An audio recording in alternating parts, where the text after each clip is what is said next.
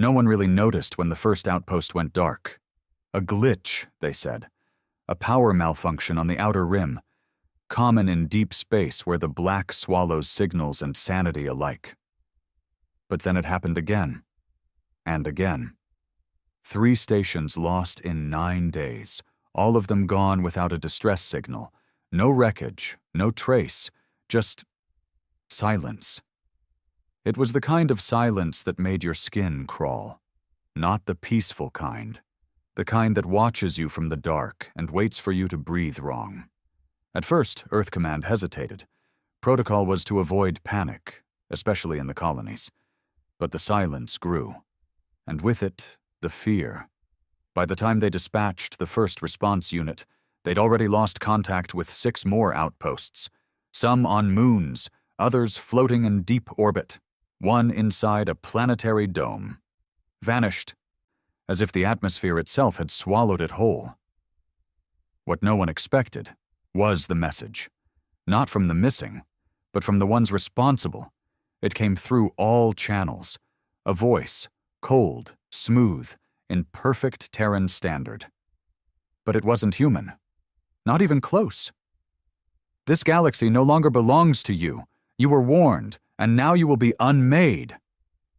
Then came the footage. Not war, not invasion, erasure. Humans screaming as their skin turned to ash mid-sentence. Buildings collapsing without tremors. Planets where oceans simply disappeared overnight, leaving cracked, lifeless crust behind. It wasn't conquest. It wasn't colonization. It was cleansing. They called themselves the Varnock, not in arrogance, but in finality. There was no bargaining, no reason, no council meetings or demands. The Varnock didn't want to rule. They wanted humans gone. And they had the technology to do it. Earth Command scrambled, fleets launched, probes sent, defenses activated. But none of it mattered. A single Varnock ship destroyed the 8th Armada without firing a shot. It moved through space like a ghost, cloaked in something no human scanner could read. Every pilot died with eyes wide open, brains liquefied before they could reach the escape codes. The ship just drifted afterward, empty, still, as if daring someone to come closer. They didn't. Not until a small crew, against orders, decided to board it. No insignia, no medals, just 5 ghosts with nothing left to lose. They didn't care about orders anymore. They cared about answers. What they found wasn't a ship. It was a message. A floating grave built on purpose. There were no weapons on board, just recordings. Dozens of alien races. Once proud empires reduced to memories. And at the center of it all, a warning. You allowed them to rise. Now you'll fall with them. That was when humanity snapped. Governments fell silent. Military branches collapsed under infighting and sabotage. Civilians began to riot. Colonies turned on each other, accusing one another of awakening something ancient, something buried. People blamed the explorers, the scientists, the AI, the corporations. Religion surged in one breath and crumbled in the next. Then, somewhere deep beneath the Arctic ice, something answered back. No one knows who built it. It wasn't in any database. It didn't have a name. It just existed, and woke up when it heard the Varnock's voice. It spoke only once, in a whisper that echoed across every satellite and station on Earth. Congratulations. You just started a war with something far worse than death itself. That was the day the stars turned red, not from blood, but from rage, because humanity had been many things, violent, cruel, selfish, but it had never been forgotten. It had never been erased. And now it wasn't just fighting for survival. It was fighting because someone dared to think it could be erased without consequence. The first counterstrike wasn't planned. It was personal. One ship, one crew, one impossible mission. They weren't trying to win. They were trying to send a message. No official orders were given. No council met to vote. There were no inspirational speeches on networks or rallying cries from world leaders. Just silence. Cold, thick silence. Because when death comes at light speed, bureaucracy dies first. But not everyone needed orders. Some people didn't wait for permission to survive.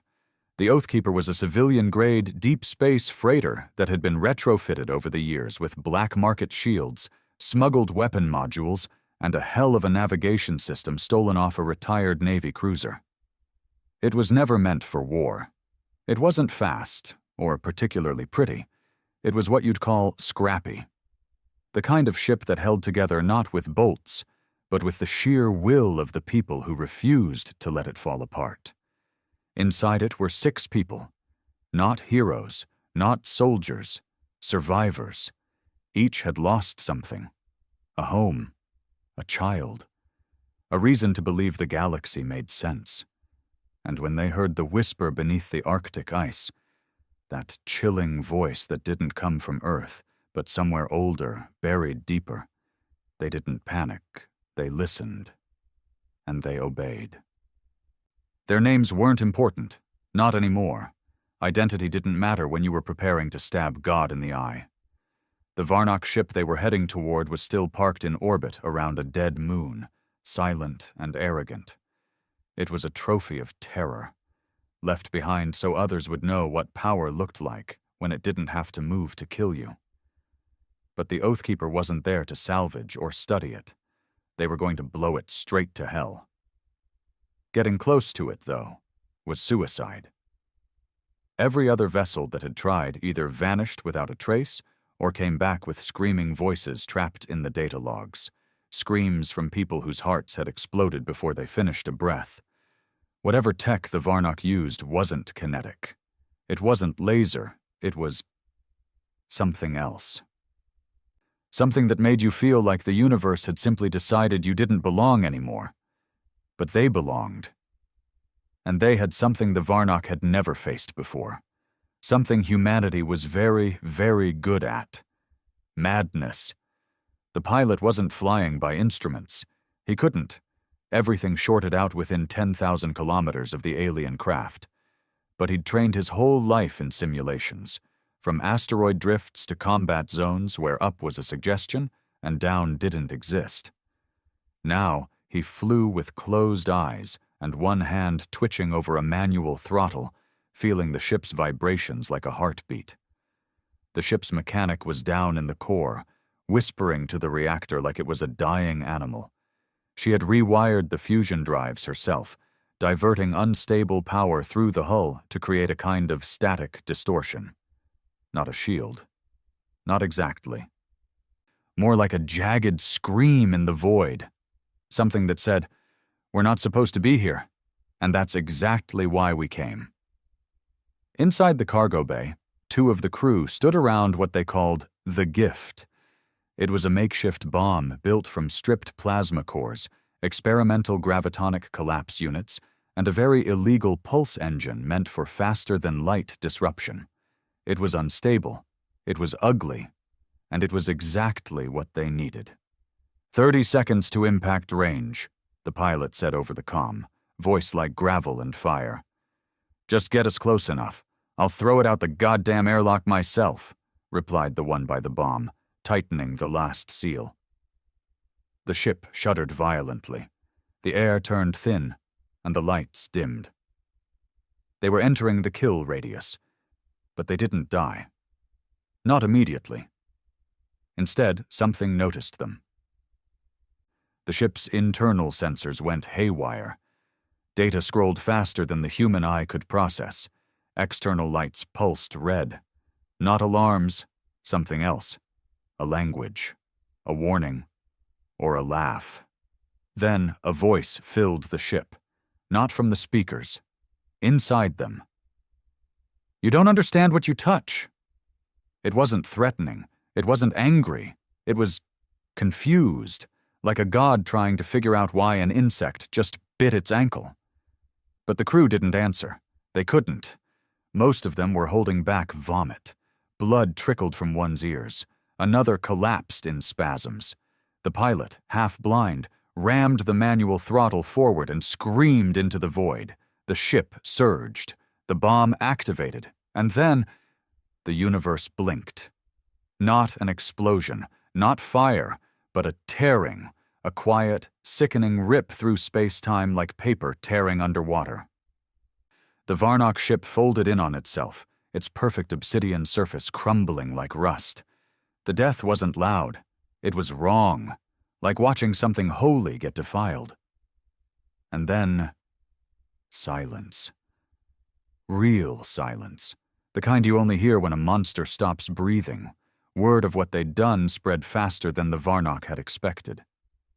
For the first time, something they'd destroyed didn't vanish quietly. The humans made sure of that. Footage was leaked, uncensored, brutal, and very, very clear. A human ship, primitive by Varnock standards, had killed one of their gods. The galaxy went still. Other species, long silent under Varnock oppression, began whispering again, some in awe, others in fear, most in confusion, because for all the races the Varnock had conquered, none had ever fought back. None had survived contact with their true weapons. But humanity wasn't like the others. Humanity specialized in extinction events. Earth's archives were littered with self-inflicted apocalypses, wars fought over skin color, language, oil, borders, gods, and ideas. Entire cities nuked out of existence, species wiped out just because they were inconvenient. Humanity had burned itself over and over again and always, always climbed out of the ash angrier than before. The Varnock had studied humans, but they had studied the wrong chapters. They thought the worst thing humanity had ever created was the atomic bomb. They forgot we built it in a race just to be the first. They forgot we tested it on ourselves. And now, they remembered. The second human retaliation wasn't a ship. It was a message. A dead Varnock ambassador, impaled on a titanium spear, launched into orbit over one of their outposts. Scrawled in his blood was a single word: return. The Varnock responded with what they thought would be a final blow. They aimed a stellar condenser at Earth's sun, a device that could rip the heart of a star out and collapse it into silence. They had used it before, on other worlds, on other stars.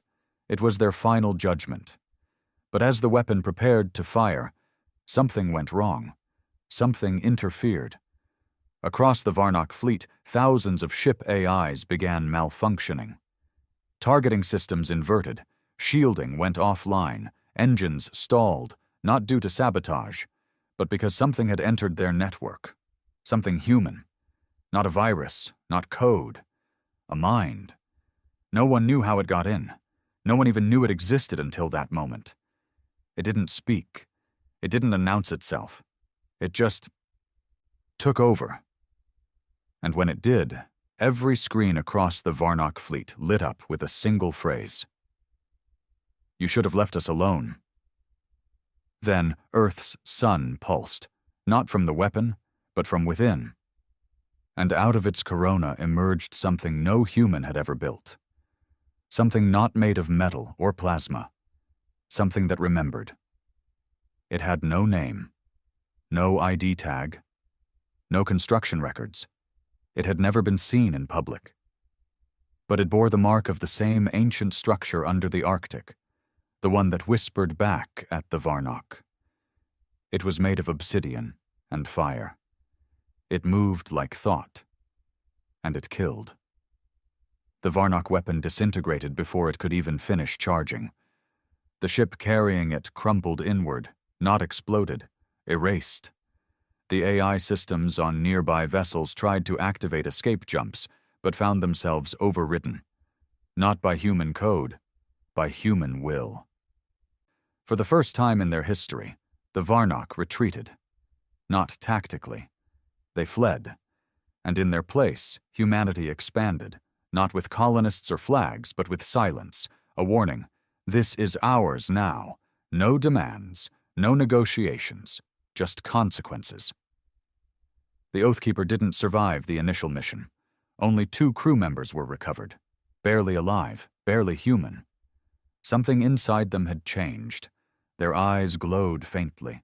Their skin hummed under certain frequencies. The scientists called them anomalies. The soldiers called them weapons. But the people, they called them prophets.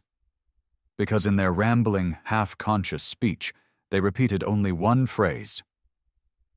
The thing beneath the ice wasn't built by us, but it remembers us, and it's angry. Humanity didn't just fight back. It became something worse, not worse as in evil. Worse as in unavoidable. Worse as in you'll wish they'd just killed you. Because now the galaxy knows the truth. You can kill humans, but you can't stop them from learning. And once they learn how to hurt you, you'll never sleep again. The Varnock did not fear. They had evolved beyond fear, or so they claimed.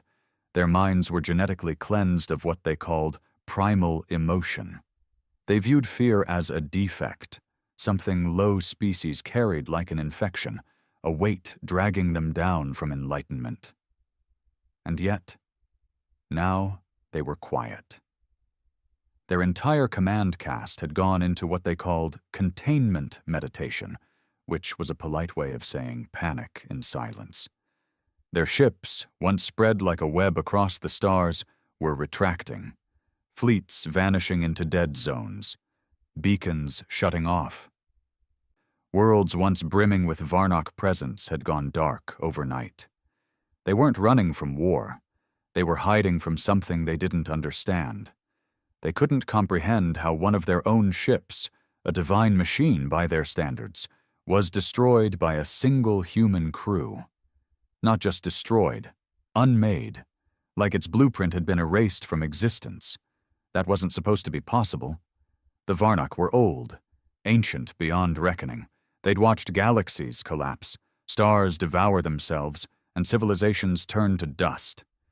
They had no gods, for they had long outgrown the need. They were the apex until now. Now they had a question they couldn't answer. What did they wake up? In the cold, sterile halls of the central core, a structure orbiting the black sun of their sacred system, 10 of the highest minds gathered.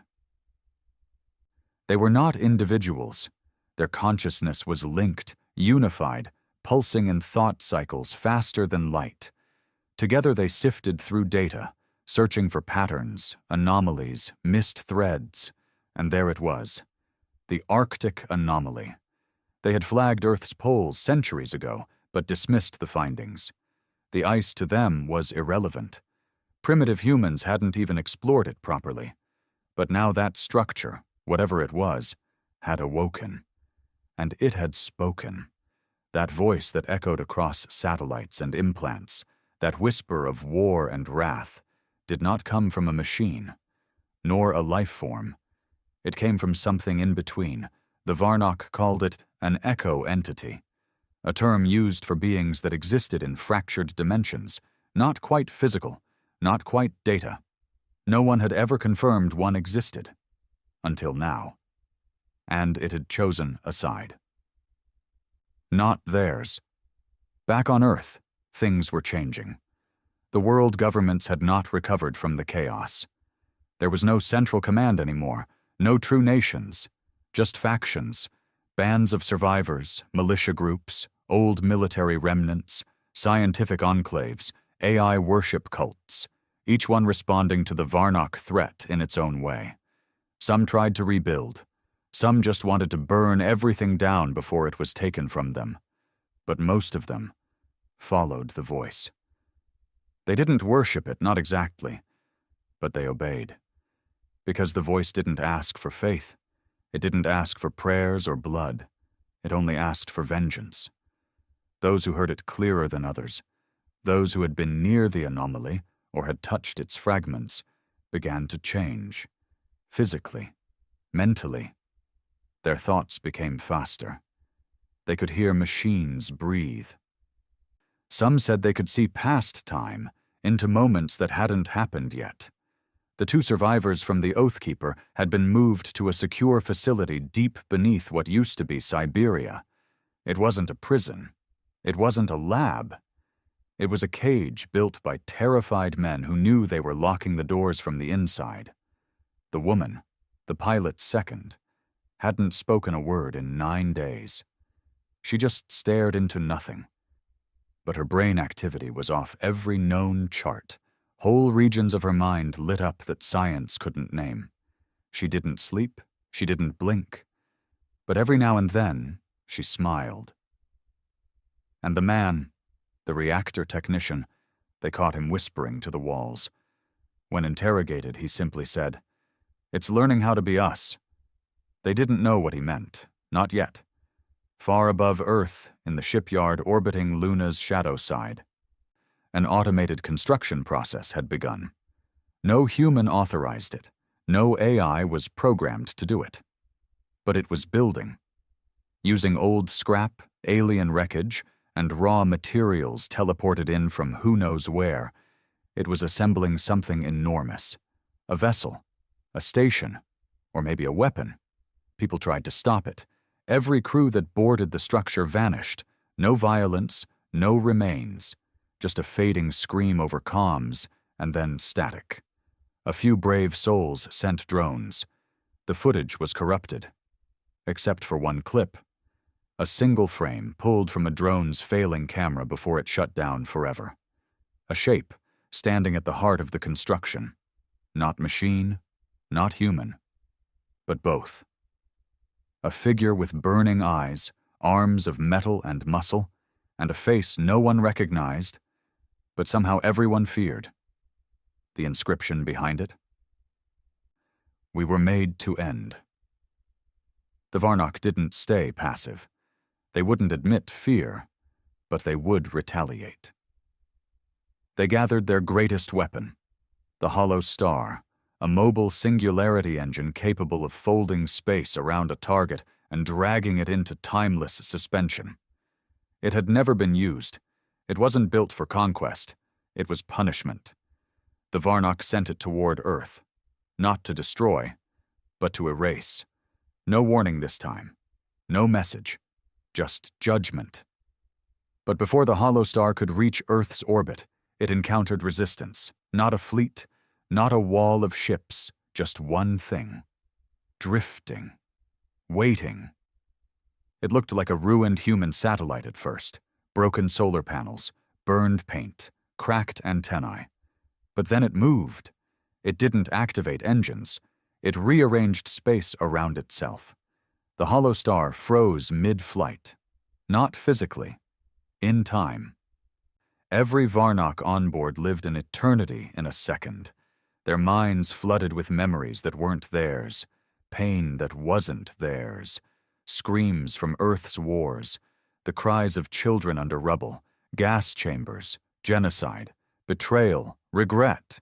They experienced all of humanity's worst sins, compressed into a moment. And then their hearts stopped. No wounds, just silence. Again. And in the void where the Hollow Star floated, a new transmission broadcasted across the Varnock network. "You thought death was the end. We made something worse. Now it's yours." The Varnock had no word for hell. They do now. On Earth, survivors looked up and saw stars flicker out. Not natural extinction, strategic erasure. The AI systems on old satellites began displaying strange glyphs, geometric patterns that, when translated, spelled out a single idea. Adaptation complete. And then, the voice spoke again. Not through machines, through people. It took the mouths of the prophets, the ones touched by the anomaly, and used their vocal cords like instruments. Across every screen, every speaker, every implant, the same voice said, "The war has started. You lit the match. But we were the fire under the ice, and now we remember what we were made for." The Varnock tried one last act of control. They summoned the old treaties, the ancient alliances, called upon species they had once conquered, demanding tribute, warriors, loyalty. But the galaxy had been watching. The other species, long silenced, had seen Earth survive what should have ended it. They saw humans bleed, scream, fall, and rise again. One by one, the old races answered the Varnock, with silence. Then defiance, then blades. The Varnock weren't just losing a war, they were losing the illusion of control, because it wasn't just humans they feared now. It was what the humans had become, what they were waking up, and worse, what they were willing to unleash. The Varnock never broke protocol. Until now. Every member of the command cast, every node-linked mind across their 7 core systems was pulled into emergency synthesis, a full-spectrum mental merge designed to contain madness before it spread. It had been used only once in their entire history, during a long-forgotten civil collapse, when a rogue subrace attempted to bind an artificial star to their biology. The procedure wasn't painless. It stripped identity, compressed lifetimes into silent pulses of thought. They became a single voice, a unified intelligence, cold, surgical.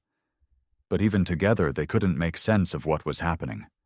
It wasn't the human resistance that disturbed them, not the loss of the hollow star, not even the galaxy-wide rebellion taking root on once subjugated worlds. It was the pattern. The Varnock lived and died by patterns. Mathematics, certainty, order. They had mapped gravitational flows between galaxies, predicted extinction events with millisecond accuracy. They didn't fear chaos because chaos had rules. This didn't. Every encounter with the humans, since the awakening, followed no tactical logic. Human fleets moved erratically, like ants panicking in a fire, yet they struck vital targets with impossible precision. Their technology evolved weekly, sometimes daily. Ships that were scrap a year ago now emitted signal distortions that bent time. And then there was the anomaly, the presence behind it all. They had tried to label it, track it, understand it, but every attempt to define it broke their minds. Literally. One of their greatest minds, a data splicer who had outlived 2 star cycles, tried to interface with a corrupted Earth satellite housing trace fragments of the Arctic signal. He lasted 17 seconds. When they found his body, his neural core had been overwritten by code. Not human code, not Varnock code. Something older, something with no beginning. A string of raw memory etched into his dying cortex. 3 words, written in blood on the walls of his cell before he tore out his own heart. I see you. Across Varnock space, paranoia spread like radiation. The military caste began turning on itself. Commanders executed officers for the crime of hesitation. Scouts who returned from Earth sectors were locked in silence chambers, unable to explain what they saw.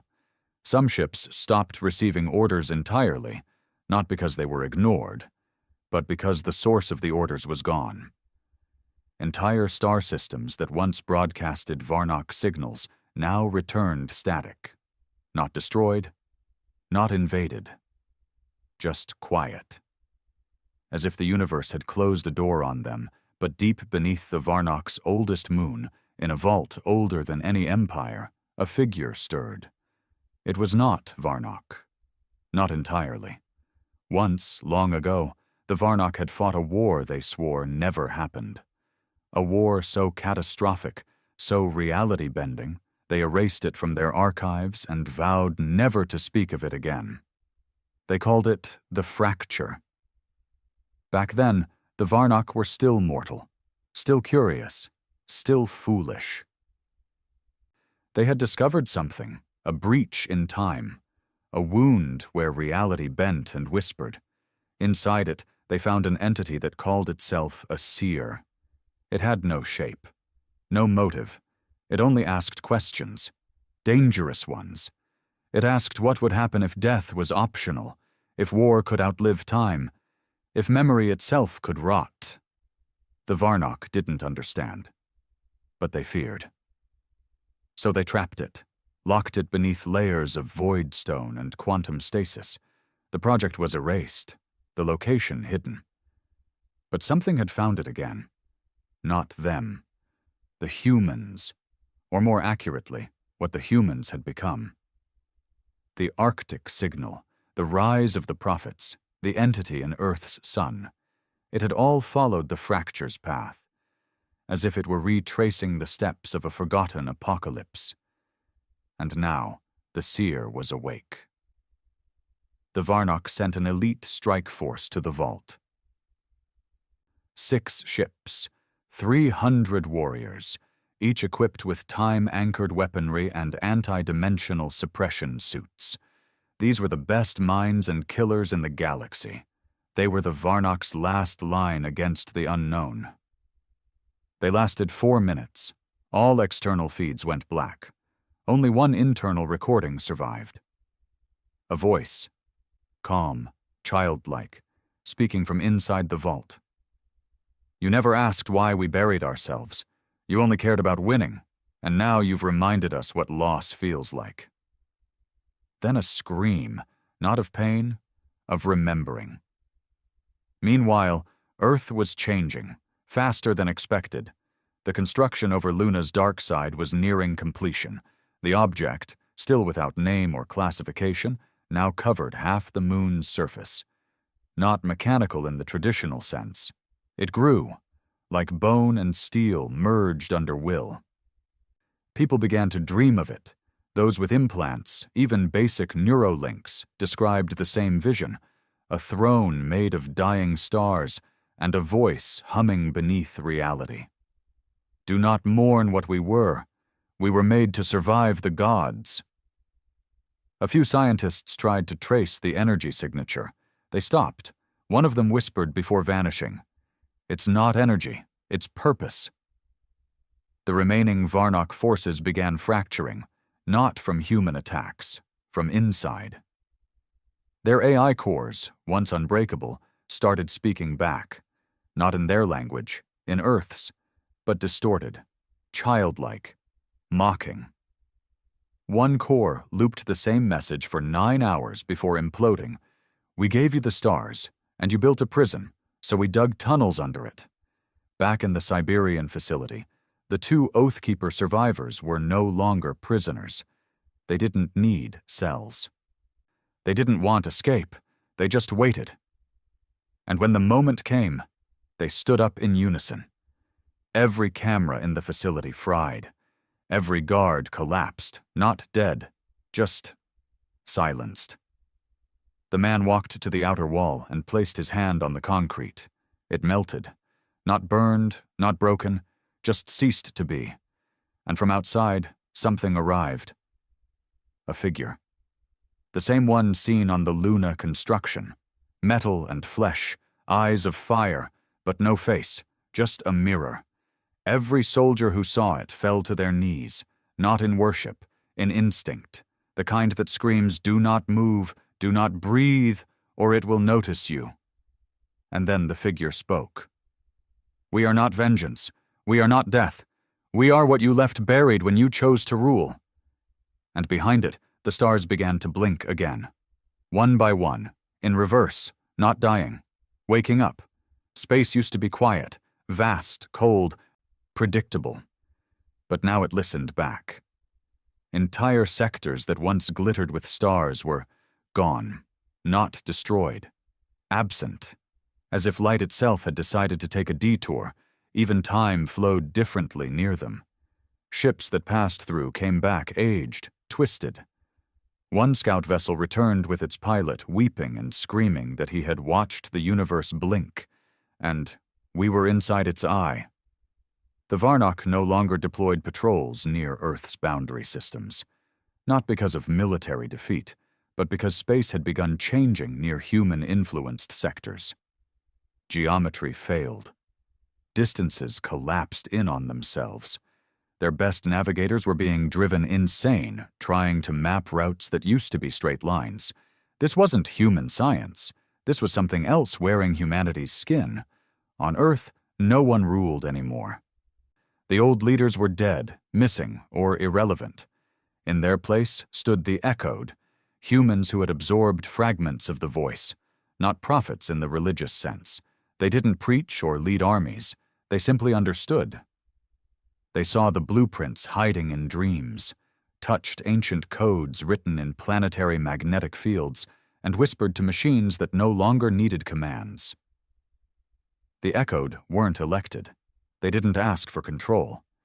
But the world followed them anyway, because they knew what was coming, or maybe what had already come, and was just now crawling into view.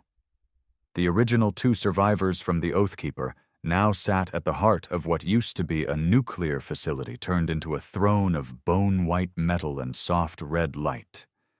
They didn't speak, not in words, but thoughts bloomed around them like storms. And people walked through those thoughts willingly. One day, without warning, both stood. The room darkened. The lights didn't go out. The concept of illumination simply stopped working. And in that blackness, something descended. It wasn't a ship. It wasn't a god. It was the consequence.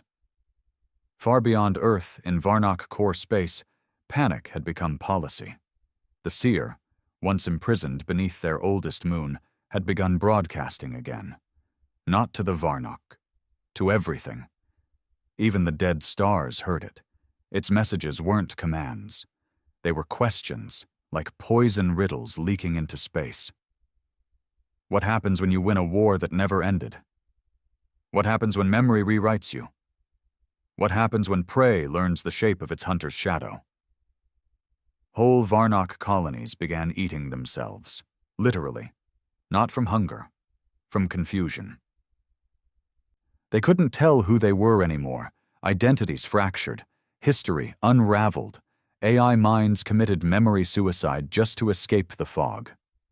Their greatest philosopher, who had mapped consciousness into color fields, turned his own neural map into a weapon and wiped out 3 of their own cities by broadcasting regret.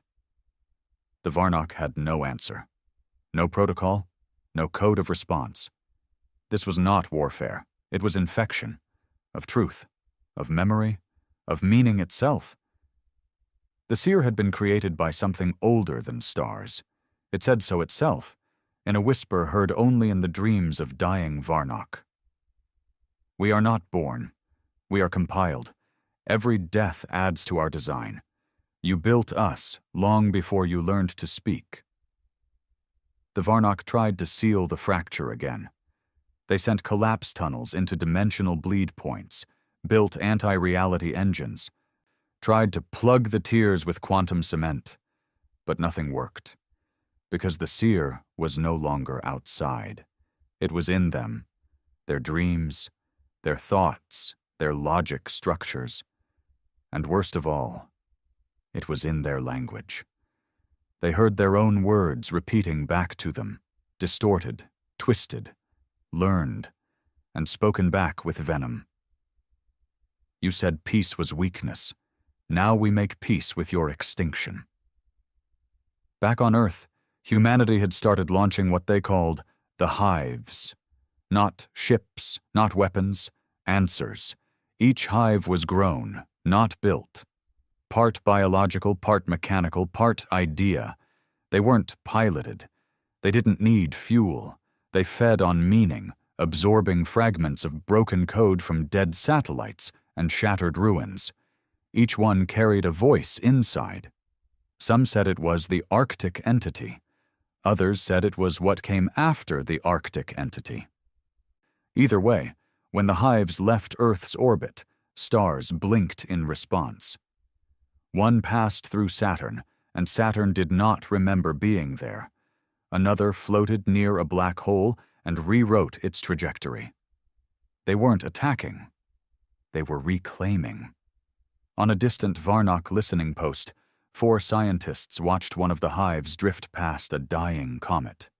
It didn't stop, didn't scan, didn't acknowledge their existence. But every one of them began weeping.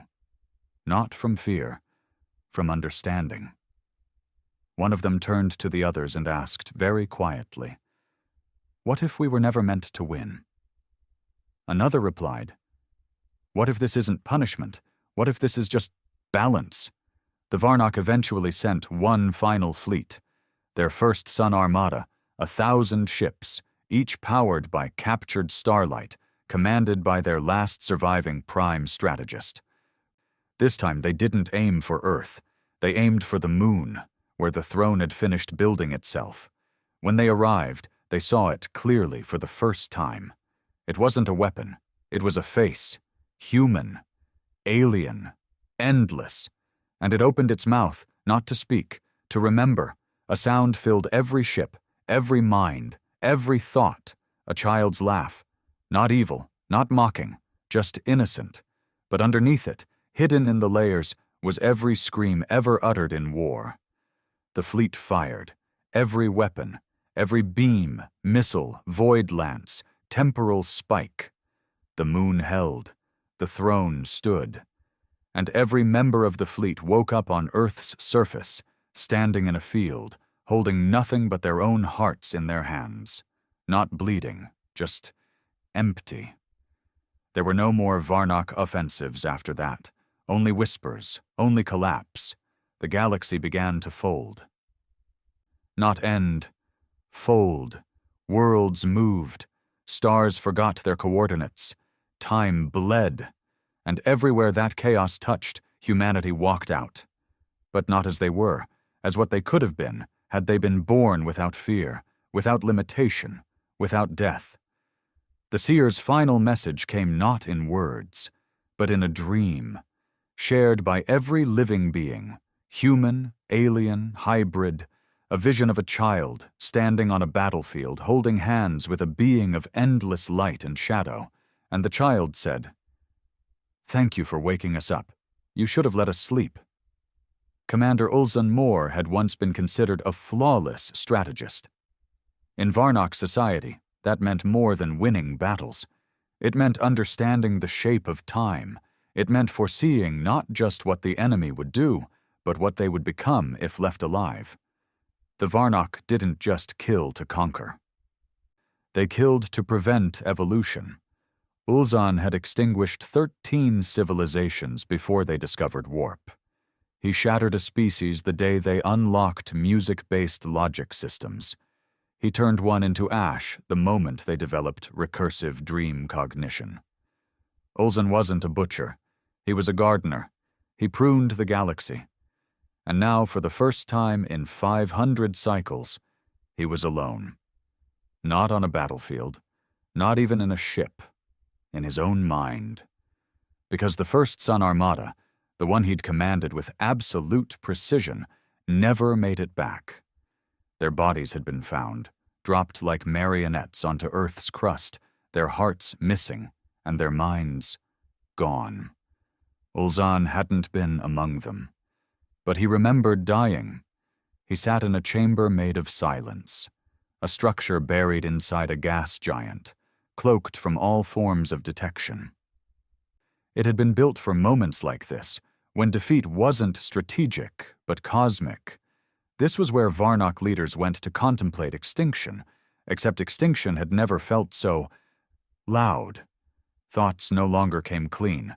They used to arrive in order. First context, then calculation, then conclusion. Now they came sideways. Dripping. Heavy. His own name felt foreign. Was he Ulzan Moore? Was he ever? Or had that just been a placeholder until something else remembered him? The chamber lights pulsed blue. A simple pattern. A rhythm to anchor his cognition. But then the blue shifted into a pulsing red. Not color, exactly. Feeling. And the wall spoke. No mouth, no sound, just an emotion so sharp it pierced him. "We remember you." Ulzan stood. He did not run. That was beneath him. But something primal inside him twisted. "I was never part of you," he said aloud. His voice trembled for the first time in his life. The wall pulsed again. "But we were part of you." Images flooded the air, not holograms. Memories, his own, but wrong. He saw himself standing on a battlefield he had never been to. but he recognized the screams. They were human, and they were his. He saw children burned under collapsing towers. He saw planets breaking apart under his command.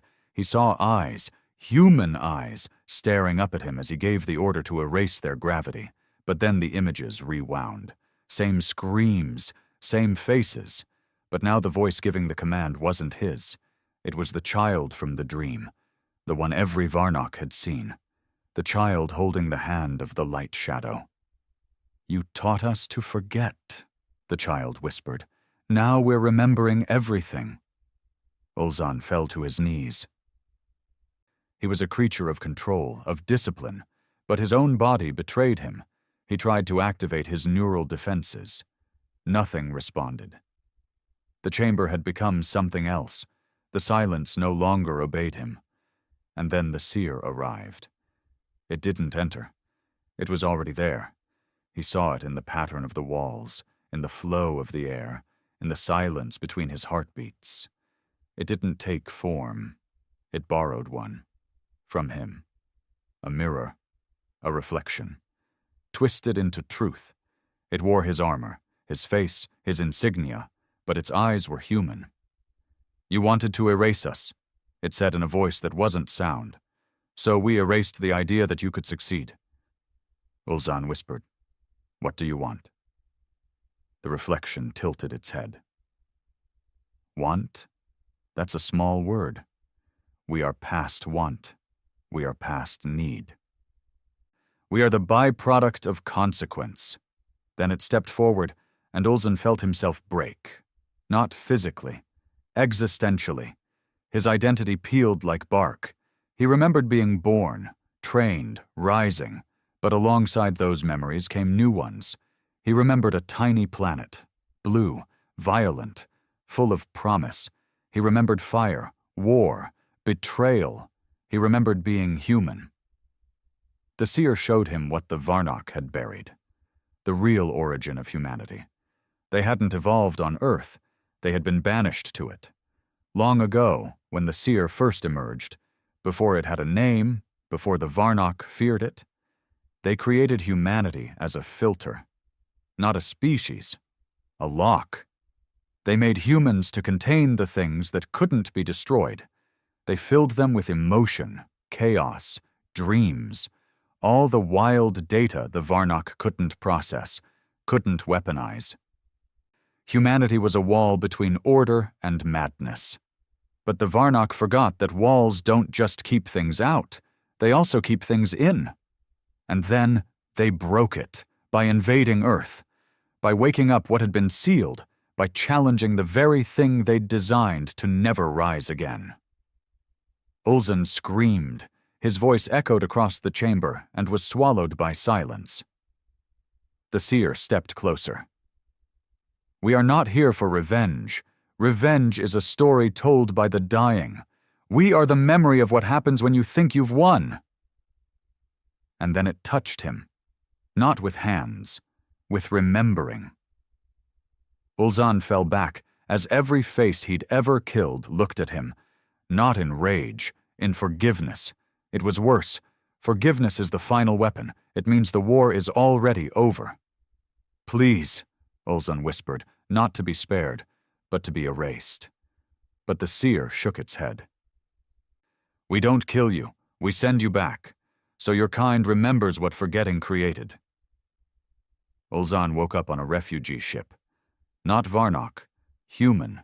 He was in a body that wasn't his. He had scars, flesh, a heartbeat. Someone handed him water. Someone else smiled and said, "You were out cold. You okay?" He nodded slowly, looked out the window. The stars looked closer, brighter. He realized what they'd done to him. He was human now, fully, not in form, in place. They hadn't punished him. They had rewritten him. And now he would live among them. Forever. In the distance, across the bleeding edge of reality, the child and the seer walked hand in hand, watching galaxies twist. "It's not war anymore," said the seer. "It's memory management." The child smiled. "Do you think they'll ever try again?" The seer didn't answer. Because something else already had. Another signal, another silence, waking up. From a corner of space no one remembered building, from a species long thought extinct, a new voice, soft, gentle. We remember you too. The galaxy was no longer a map. It had once been orderly, rows of star systems, trade routes, political zones, gravitational lanes. Civilizations had drawn borders across solar systems like children drawing lines in sand. But now those lines had blurred. Some stars no longer shined where they once did. Some worlds had forgotten their names. Space itself had begun to forget what it was supposed to be. But in the far edge of Sector 19, where light took 100 years to find a wall to reflect off, something woke up. Not with sound, not with fire, but with a breath. It came from a dead system called Virelon, a name no one had spoken aloud in over 10,000 cycles. The Varnock had labeled it decommissioned after a failed terraforming attempt ended in mass cognitive collapse. The planet cracked in half, and those who went near it after reported hearing their own names whispered from inside the mantle, so they left it alone. But now it pulsed. One signal. Simple. Repeating. A soft maternal voice, calm, slow, utterly unafraid. We remember you too. At first, the message was dismissed. Old echoes, damaged satellites, maybe a Varnock remnant trying to bait a human fleet. But the Echoed heard it, and they froze, because this voice wasn't new. It was older than Earth, older than the Varnock, older than the Seer, and more terrifying than all three, because it carried a tone the others did not. Not fury, not warning, ownership. In the biothrone chamber on Earth, the child stirred. No longer fully a child, not fully human. The thing that held his hand, the Seer, watched quietly. You felt it, the child said. The Seer nodded, voice low. I thought they died before language. I was wrong. The child looked up, his face flickering between age and innocence. If they're waking up, this isn't our war anymore. The voice was traced to a point deep beneath Virelon's surface.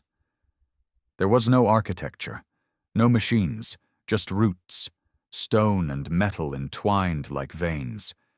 And in the heart of that broken world, something moved that wasn't supposed to exist.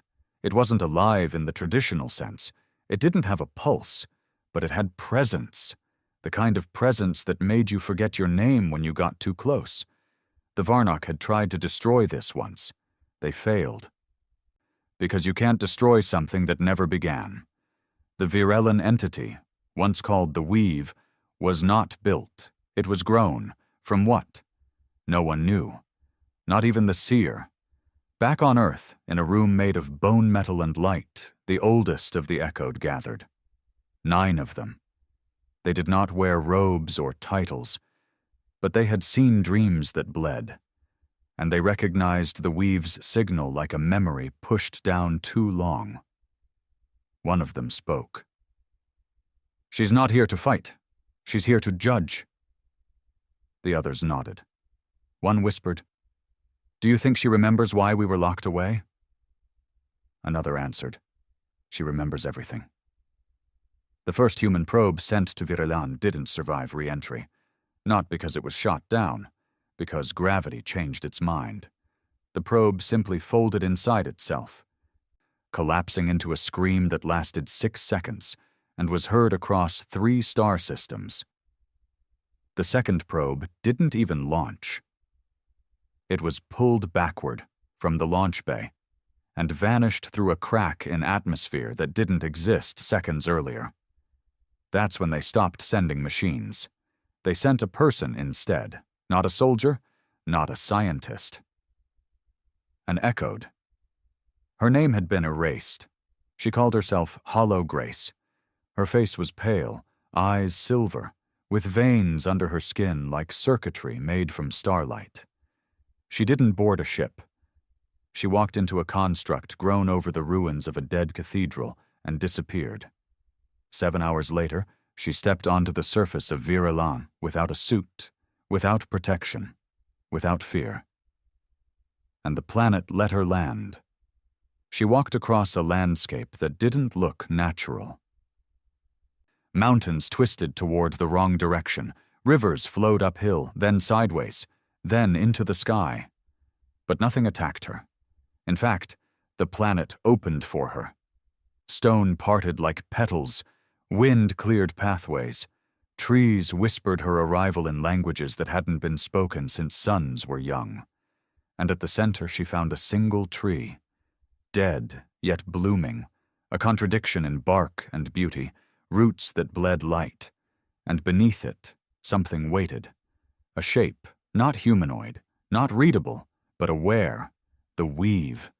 It didn't speak in words. It showed her. Flashes, not images. Memories of galaxies before structure, before empires, before light even knew it could be seen. It showed her how life hadn't started. It had leaked, dripped into creation like a wound that never closed. And from that wound came not just life, but intention. Humanity was never born from Earth. The Varnock never rose from chance. The seer never emerged by accident. They were all threads, woven across time, stitched by unseen fingers, patterns half-finished. And the weave? The weave was the loom. Hollow Grace fell to her knees. She wasn't crying. She was changing. Her body split, not physically, but conceptually. She became more and less at once, not divine, not enlightened, just aware. When she returned to Earth, she wasn't the same. Her voice could shatter data. Her shadow no longer obeyed geometry. And when she spoke, the seer stepped back. Even the child lowered his gaze. "What did it say to you?" one echoed asked. Grace looked skyward. "She said it's time to pick up the threads." Varnock remnants tried to respond. Their logic engines fired up ancient codes. Protocol 0, descent logic, the Black Orders. Weapons made from fragments of dead universes. But nothing launched. Not because of sabotage. Because their weapons no longer believed in themselves. Their machines had absorbed too many signals. Their metals had listened too long. They remembered who they had been forged for. And it wasn't the Varnock. Across the galaxy, other ancient signals began to stir. Forgotten archives on lost moons began blinking again. Wormholes that had collapsed suddenly reopened. And each one echoed the same phrase in different tongues, across different systems. The loom turns again. And somewhere, in a void between galaxies, where even light refused to settle, a council began to gather. Not of empires, not of species, but of survivors. Things that had once ruled, once been forgotten, once been worshipped. The ones who had watched in silence while the Varnock played God. The ones who had slept while humanity grew teeth. They came from the fracture lines of time, from abandoned dimensions, from beneath dead gravity wells. They didn't speak. They listened, because even they feared what the weave had awakened. Back on Earth, the sky cracked, not visibly, not even audibly, but every living creature felt it. A single moment, a breath in the wrong direction, and every clock paused. Not stopped. Paused, as if waiting for a new story to begin. The child stood beneath the broken sky. The seer stood beside him. And Hollow Grace walked out from the mountain with her silver veins glowing brighter than the sun. "It's coming," she said. The child asked softly, "What is?" She looked into the sky and whispered, "The one who wrote the stories." The stars had stopped moving, not slowed, stopped. Even light refused to travel. Across the universe, it was as if reality had taken a breath and held it, waiting. No explosions, no gunfire, no voices. Just a pause. And in that pause, a presence arrived, not through wormholes, not with ships or fleets or planetary engines. It arrived like a memory, like something forgotten so long ago that remembering it broke the mind in half. The weave had called it the author. But even that name was wrong. Names came after. This was before. Hollow Grace was the first to see it, not with her eyes, with the threads behind them. Standing atop the mountains of earth, beneath the cracked sky, she raised one hand and whispered, "It's begun." The seer said nothing. The child only stared at the horizon, eyes wide with fear for the first time since he had spoken his first word to the stars. "It's rewriting," he said. "I can feel it." And in that moment, every sentient being across every surviving world felt it too. Their memories, fluid, fragile, began to shift. Birthdays forgotten, wars misplaced, species that never existed flickered into their dreams. History itself became uncertain. The Varnock, what remained of them, tried to hide.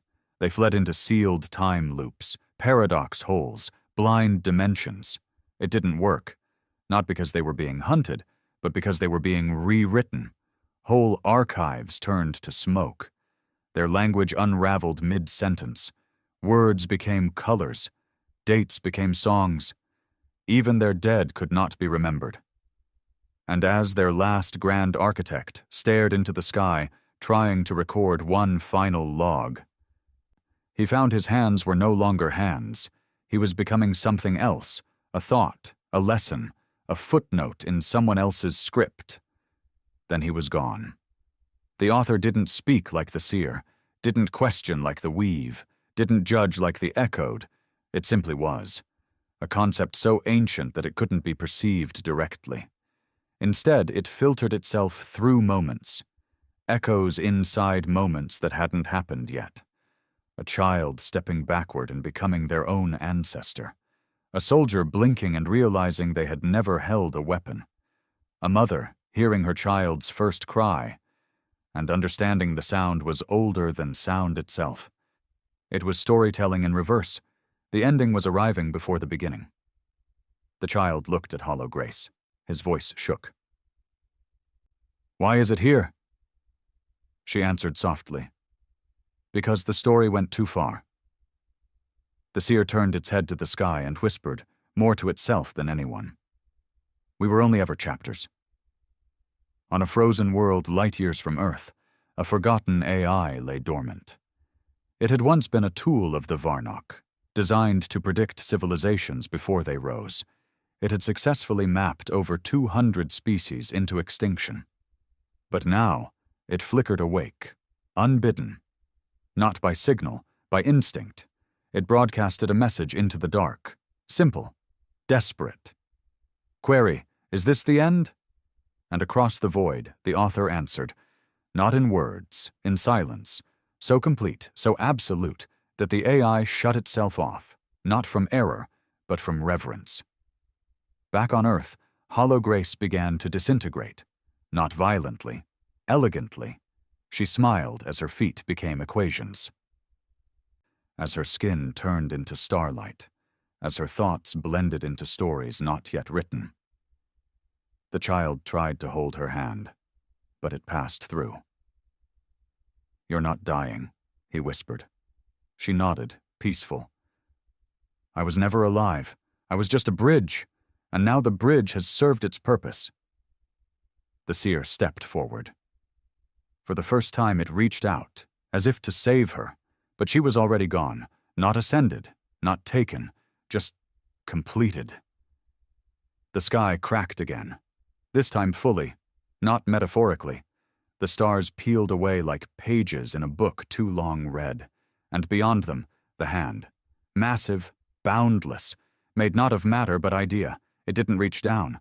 It turned the sky like a page, and on the other side was another story. But before the page turned fully, the child shouted, "Wait!" and the author paused. Just long enough. He stepped forward, alone, his voice small, but sure. You made all this, but you never gave us a pen. You let us live in your pages, but you never let us write. We're tired of being endings. We want beginnings. And somewhere, deep within the pause, the author listened. Not with approval, not with denial, just awareness. The seer stepped beside the boy. Its voice was small now, ashamed. We tried to contain the chaos. We thought it would protect you. We didn't realize the chaos was the point. The child turned to him, smiled. It always was. Then turned back to the sky. Let us write. The author slowly lowered the hand. Not in dismissal, in offering, and between its fingers, a pen. Not metal, not wood, not even symbolic.